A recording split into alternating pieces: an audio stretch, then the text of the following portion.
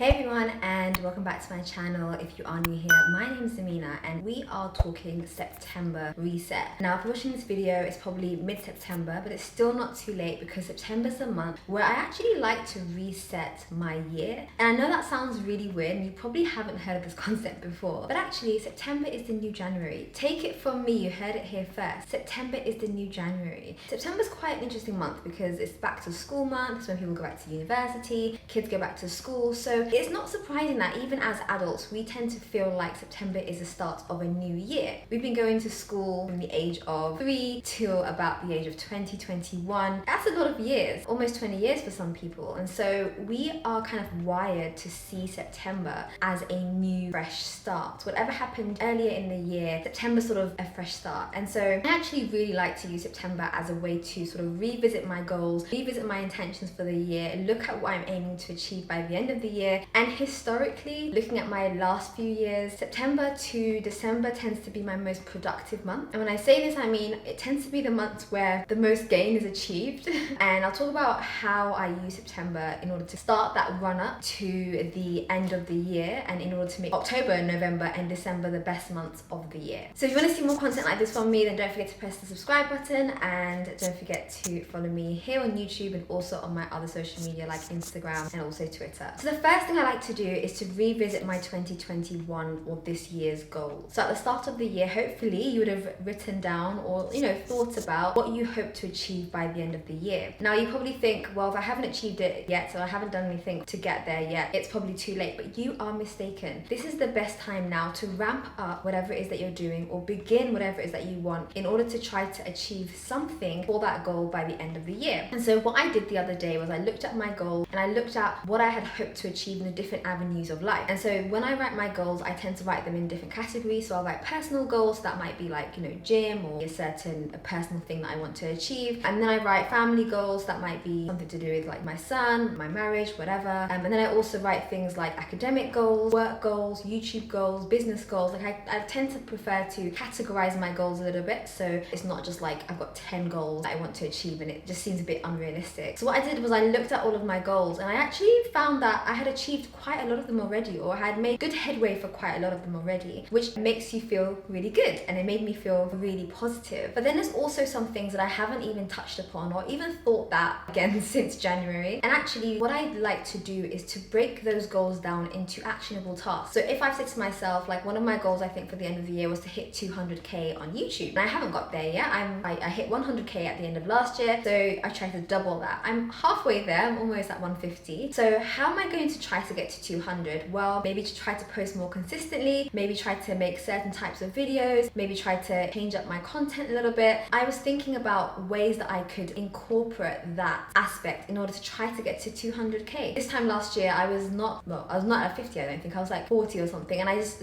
ramped up to 100 in the space of a few months. And so anything is possible. It's really important to look at your goals and try to think about how can you reach that goal by the end of the year. The second thing is to invest in September Essentials. Now, what I mean by that is, again, back to the whole back to school thing. Even if you're not at school, you can still do this. I'm sure that you remember going to the stationery shops, going to libraries, whatever, getting new books, getting new planners, etc. I like to look at what I need and what maybe hasn't worked so well or what I haven't got yet. So for example, this year I did not get a planner. Shock horror. I have never gone a year without getting a planner since the age of like 10 or something. This year I didn't get one because it was kind of pointless. In the beginning of the year we were in lockdown, there wasn't really any appointments, any meetings to go to, so I didn't really get one, and I was also on maternity leave. So now that I'm back at work, now that things are getting back to normal again, now I'm like, actually, you know what, I could do with a planner. And so that's something that I have purchased and it's on its way for September. So you can get planners from about 18 months, so a year and a half, so from now to the end of next year, or you can get 6-month planners, or you can just get a 1-year planner and start from September, so you can get a fresh one in January. That's one of the things I like to get in September. I also like to look at like other things, so things like maybe a new bag or maybe like a new outfit, just something that makes me feel like, ooh, it's the start of a new year, I guess, a fresh start, and it just puts me into that mindset of I'm gonna start again. The third thing I do is think about my finances. Now, by this point of the year, summer has passed, which means we've probably gone on holiday, not this year, but you might have gone on holiday and you might have spent lots of money in at home, traveling, going out, seeing friends. London just opened up a few months ago, and so I feel like I've had such expensive months recently. It's ridiculous. So this is the time to cut back, think about how you can save for September, October, November, kind kind of keeping in mind that December tends to be a bit more expensive as well, because it's, you know, Christmas period, holiday period, end of year. We tend to spend a bit more at the end of the year, so it's really important to think about your finances and think about how can you pay off any credit cards, how can you maybe make sure that like your finances are sorted so that you're not in overdraft or you're not sort of struggling by the end of the year. The next thing I like to do is also book a break. So right now I like to think, okay, when am I going to take a break between now and December? Because this is the time where there are no bank holidays, there are no like public holidays or anything like that. It's just go, go, go until end of the year, Christmas, New Year. And it's quite a lot of time, September, October, November, like it's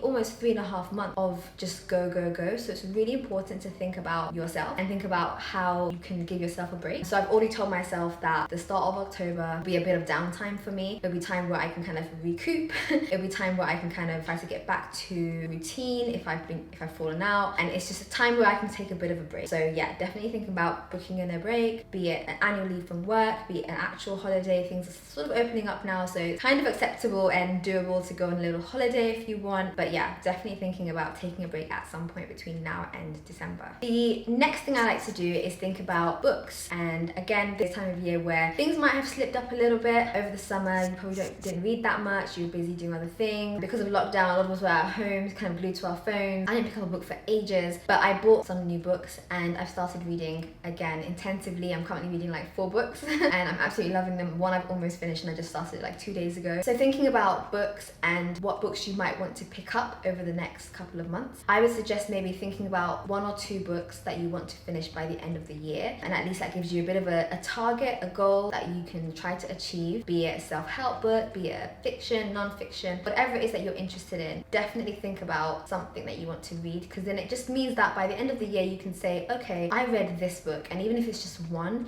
it's better than nothing. Books are such a good tool for learning, they're such a good tool for growth. You know, we can't travel that much now, so it's such a good tool for being able to widen your horizons and kind of look beyond your perspective. I learned so much from reading. It's a fundamental part of my life, and so I highly recommend thinking about something that you can read in the next couple of weeks and months. And the last thing is to reinstate your morning routine and structure and just kind of reflect upon it. Again, you know, things are getting back to normal now and we're no longer in that routine that we might have been in before where we're working from home. Maybe now it's like a hybrid, you're going in 2 times a week, staying at home 3 times a week, or you're going in a bit more. So how are you going to now have some sort of structure in your life? It has been 2 years of complete like chaos. It's going to be hard for us to get back to that normality or be able to kind of get back to that state of, I guess, structure and habits and routine. So it's really like integral that you think about how you're going to turn things around. Make small little changes. Maybe try to wake up at the same time every day. Maybe try to go to sleep at the same time every day. Maybe go for a run in the morning. Don't forget the next couple of months are the darker months. In a month or so, it will be dark at 6 p.m. and then it'll be dark at